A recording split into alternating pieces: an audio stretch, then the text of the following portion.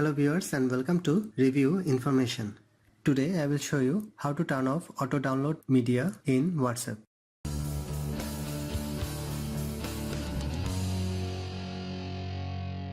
Go to WhatsApp from your apps list. Go to three dot from the top right corner. From the drop down menu, go to Settings. From the settings, go to Data and Storage Uses.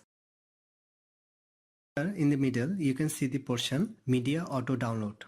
It has three options. You can select media will be auto download when using mobile data or Wi-Fi or roaming.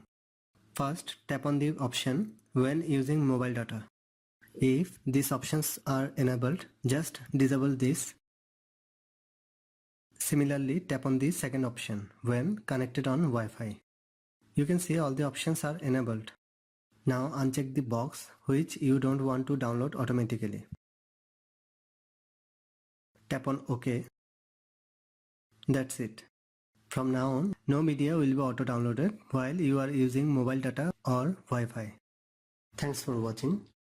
Hope you guys enjoyed my video. Please subscribe my channel for more videos. Goodbye.